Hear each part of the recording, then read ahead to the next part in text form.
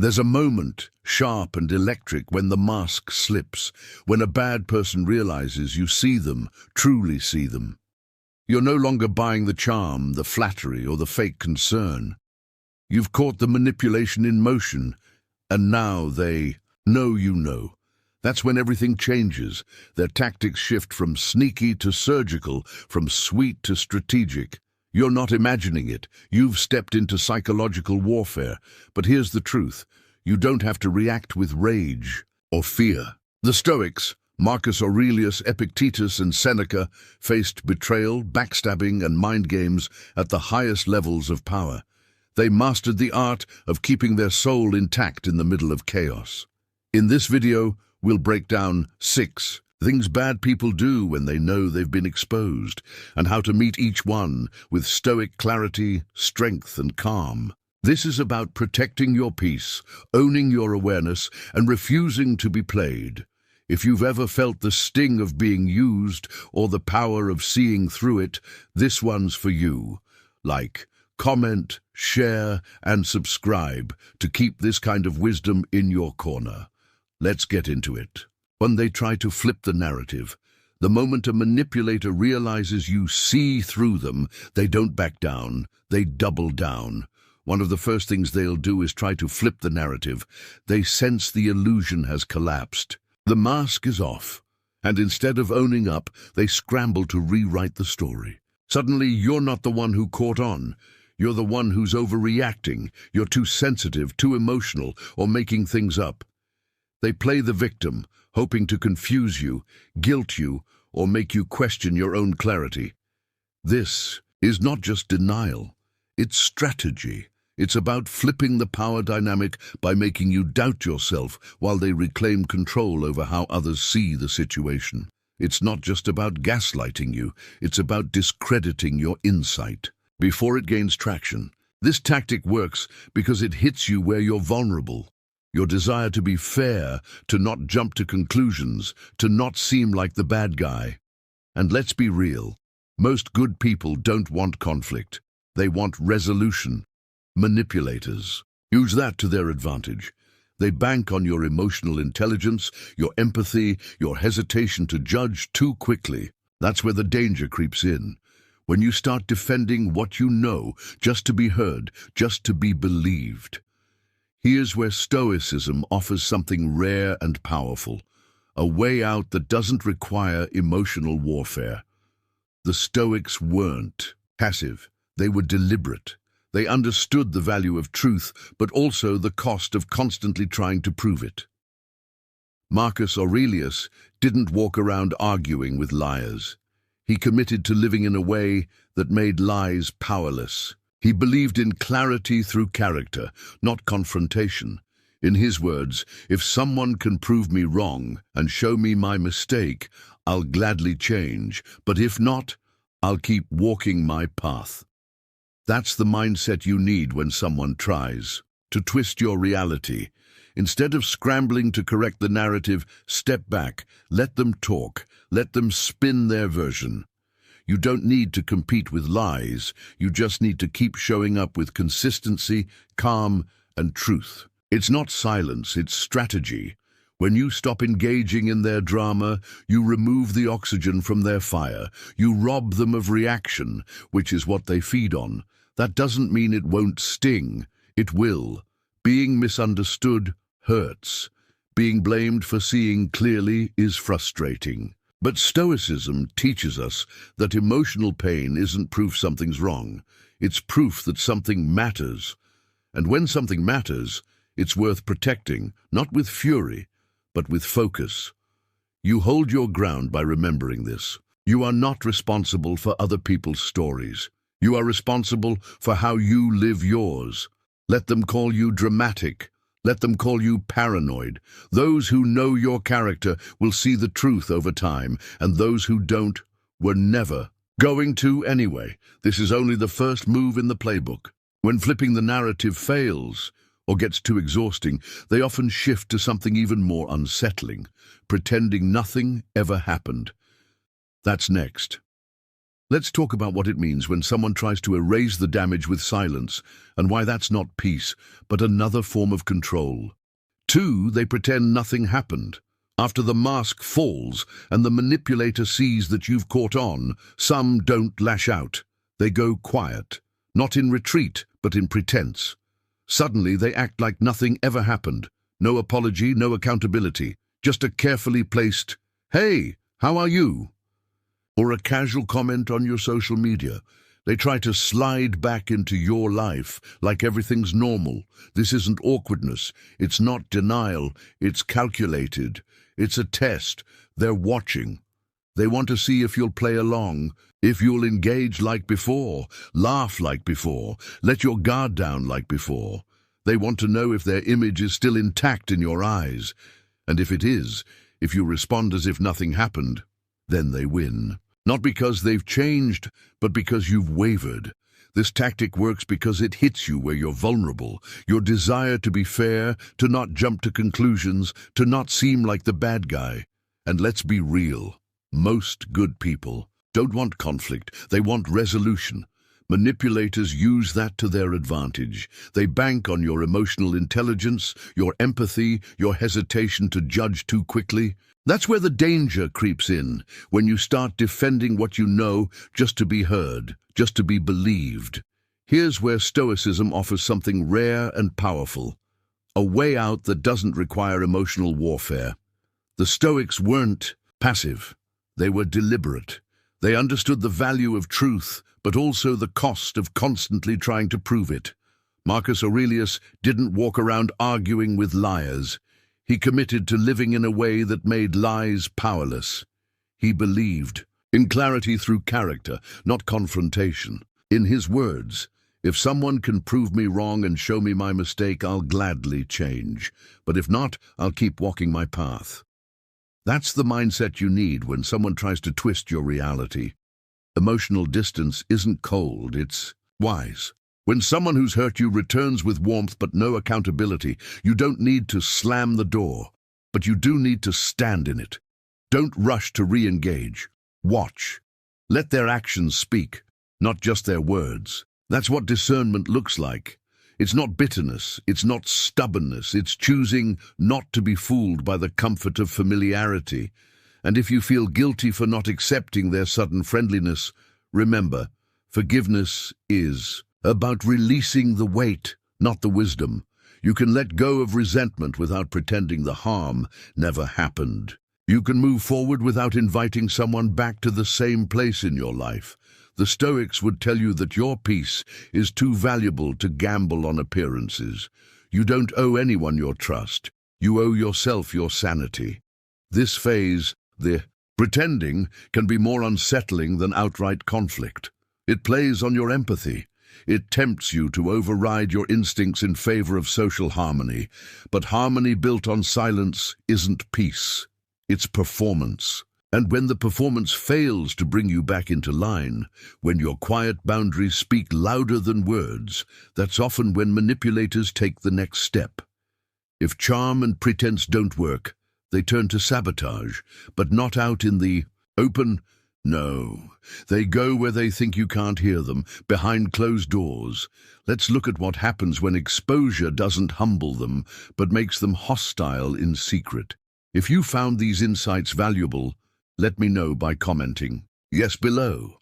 Your thoughts matter and I'd love to hear from you. 3, they try to undermine you behind closed doors. When someone toxic realizes you've seen behind their act, it shakes them. Their control relied on your confusion, your doubt, your silence. Now that's gone. And what replaces it is fear. Fear of being exposed, rejected, or made irrelevant. That fear often turns into something more insidious, sabotage, but not the obvious kind. They don't come at you directly. They don't argue to your face. They go behind your back, where they feel safe to strike. This is where the whispers start, quiet distortions of your words, mischaracterizations of your choices, comments that seem caring but are meant to plant doubt in others. I'm just worried about them. Or, they've been acting differently lately. They poison the well from the shadows, trying to make. Others question your integrity while maintaining the image of innocence. It's a performance, and you're the villain in their rewritten script. What makes this tactic so damaging is that you often don't know it's happening until it's already affected how people see you. And when you do find out, the natural impulse is to defend yourself, to match fire with fire. You want to clear your name. You want people to know what's really going on. But here's the danger. Once you step into that arena, you've already lost, because now you're reacting on their terms. This is where Stoicism offers an unshakable strategy. Seneca wrote that the true mark of a great mind is its ability to rise above insults, not ignore them out of weakness, but choose not to be controlled by them. You can't outtalk someone who's dedicated to twisting your image. What you can do is make sure your actions are so consistent, so grounded, that the lies can't hold up over time. You live in such alignment with your values that eventually the contrast between who you are and what they say becomes obvious. That doesn't mean you stay silent out of fear. It means you choose your words and actions with precision. You respond with clarity when it's needed, but you don't get dragged into a reputation war. The Stoics believed reputation was never fully within our control. What was? Our character, our choices, the way we show up when no one's watching. If you're being undermined in private, let your public life reflect the truth. Let your presence contradict the rumors. Let time do the work that words can't. Truth, unlike gossip, doesn't rush. It reveals itself in patterns, not sound bites. You may lose some people along the way, those too quick to judge, too eager to believe what's easy. But what you keep is worth far more. Your self-respect, your peace, and your ability to look in the mirror without flinching. Don't waste energy trying to control what others think when you already know what's real.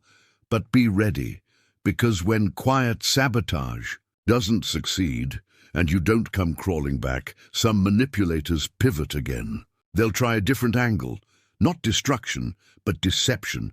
Suddenly they've changed. They're more understanding, more kind, more self-aware. But is it growth or bait? That's what we'll look at next.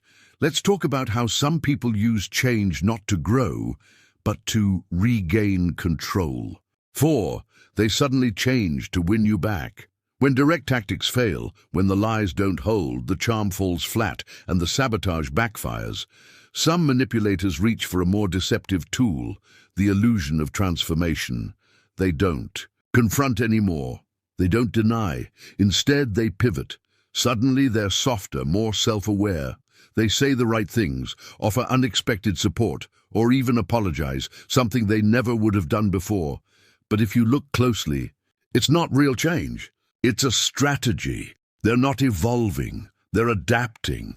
And what they want isn't healing, it's access. This can be incredibly confusing, especially when you've wanted to believe they were capable of change. Maybe you've even hoped for it. You see them being helpful, present, saying things like, "I've been thinking a lot lately," or "I want to do better." And for a moment, it feels like maybe things could be different, that maybe the version of them you were hoping for is finally here. But this is where clarity matters more than hope. Because manipulative people don't evolve by growing. They evolve by recalibrating what works on you. If guilt doesn't work, charm will. If that fails, they'll try remorse. Here's where Stoicism steps in.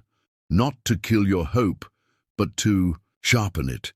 Marcus Aurelius warned against becoming like those who've harmed us. He wrote, "The best revenge is not to be like your enemy." That means we don't respond to emotional bait with emotional decisions.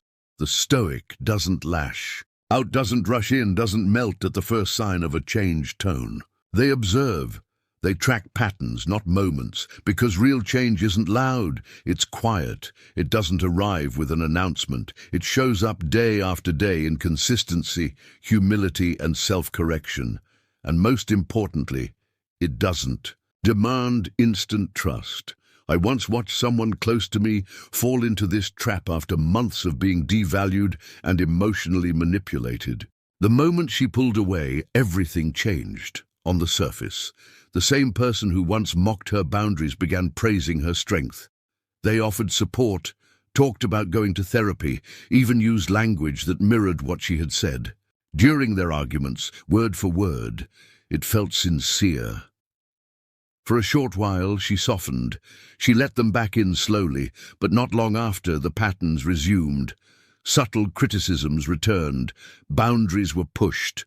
The remorse had been a performance, just long enough to regain emotional access. She wasn't welcomed back with honesty. She was baited. This is what makes fake change dangerous. It's not dramatic, it's calculated. It gives you just enough hope to let your guard down. And once that happens, the cycle quietly resets.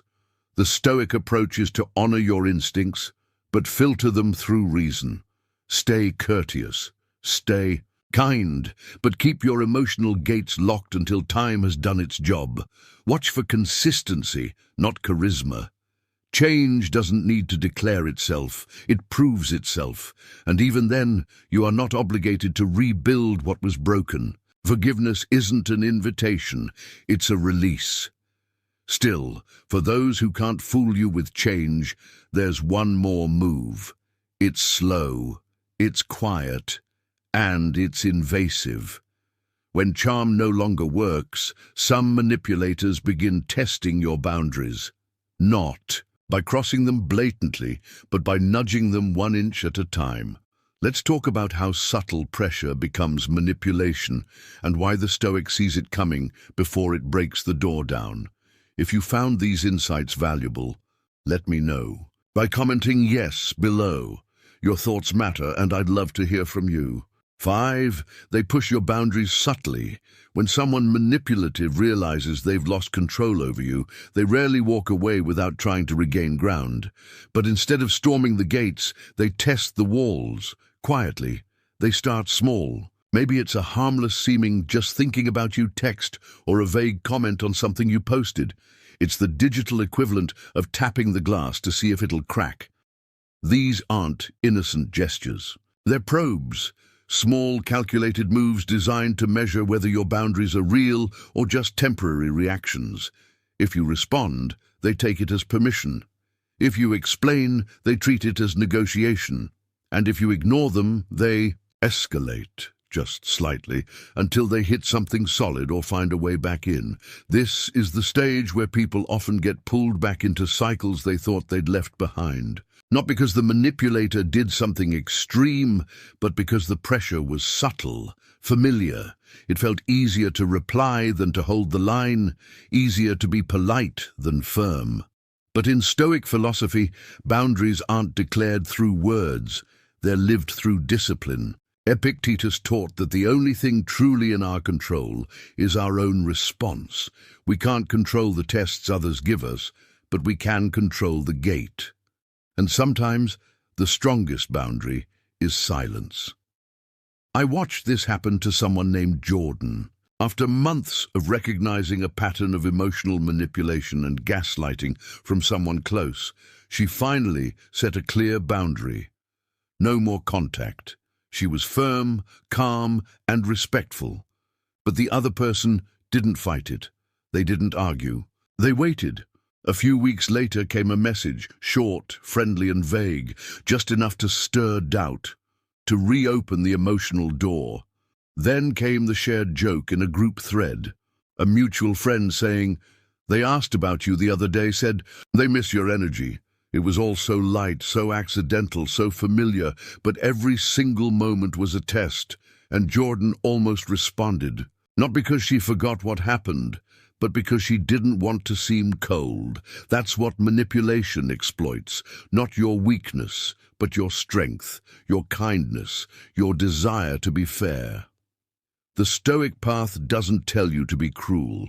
It tells you to be unshakable.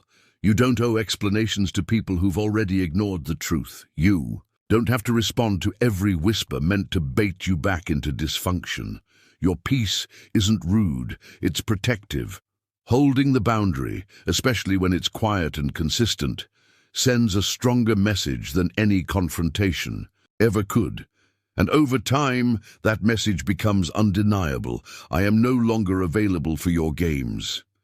Still, not everyone takes that message gracefully. When subtle pressure doesn't work, when you don't crack under charm, guilt, or silence, the manipulator often makes one last move. They turn away from you and toward others. They start building a story, not to bring you back, but to discredit you for good. That's where we go next. Because when someone can't control your perspective, they'll try to control how others see you instead. Let's talk about isolation, defamation, and how Stoicism gives you the strength to rise above both. 6. They isolate or discredit you to others. When every attempt to manipulate you directly fails, when guilt, charm, sabotage, and subtle pressure all break against the wall you've built, many manipulators resort to one final tactic: isolation. If they can't control you anymore, they'll try to control how others see you. They move behind the scenes, whispering just enough to plant doubt in the minds of those around you. It's rarely a full-blown attack. It's erosion. They frame you as distant, unstable, or difficult. They say things like, "I'm just worried about them," or "I want peace," while secretly positioning themselves as the reasonable one and painting you as the problem. It's psychological warfare disguised as concern. This strategy hits hard because it can make you question your footing. Suddenly, people you trusted go quiet. Invitations stop coming. Opportunities fade. And no, you're not imagining it. It's real. It's meant to isolate you, make you feel alone, unsure, and more likely to fold. That's the manipulator's hope, not to destroy you outright, but to wear you down just enough to make you come back or stay quiet. In this moment, Stoic philosophy becomes a lifeline. While your instinct may be to fight back, explain, and correct the narrative, Stoicism teaches restraint. Marcus Aurelius once wrote, "The one thing worth clinging to in life is to live truthfully and rightly, and be patient with those who don't." That's not passivity, it's power. You don't campaign for allies or chase every rumor. You simply continue showing up aligned with your values. You let the long arc of truth outlast the short-lived rush of gossip. A Stoic knows that reputation, if it's real, doesn't need rescuing. It just needs time. Your character, lived consistently, becomes proof that no smear campaign can erase. The people who matter will see through the performance. Those who don't were never really in your corner. Clarity, not control, is your weapon. It might not earn you applause today, but it will protect your peace tomorrow. The silence might feel suffocating. The lies may sting, especially from someone who once claimed to care, but within that pain is a deeper freedom. The realization that you no longer need to manage other people's opinions. You only need to manage your integrity, and that's something they can't touch. The Stoic doesn't seek revenge, only alignment. You live so clearly and truthfully that anything built on lies collapses on its own. No counterattack, no smear response, just quiet, unwavering discipline. That's how you win, not just against them, but for yourself. And when the games stop, when their tactics lose power and your clarity stands untouched, what remains is rare, true freedom. A peace that doesn't need performance, proof, or permission. That's the power of seeing through the act and staying rooted while it collapses. If you've ever felt alone in this battle, know that you're not. And you're not powerless. The wisdom of the Stoics still works. It's not just philosophy, it's survival. If this resonated with you, comment yes below. Your thoughts matter, and I'd love to hear your story. When a bad person realizes you've seen through them, the games begin. But you're not here to play. You're here to rise. The moment you stopped being fooled was the moment you reclaimed your power. And that power doesn't scream, doesn't chase. It stands still, solid and unwavering. In a world full of masks and manipulation, clarity is rebellion. Peace is your shield. Integrity is your answer. If someone shifted the moment they knew you saw the truth, drop a comment below. You're not crazy. You're just finally awake. And when we learn to respond with wisdom, not war, we become unshakable. Stay sharp, stay strong, stay rooted. You've got this.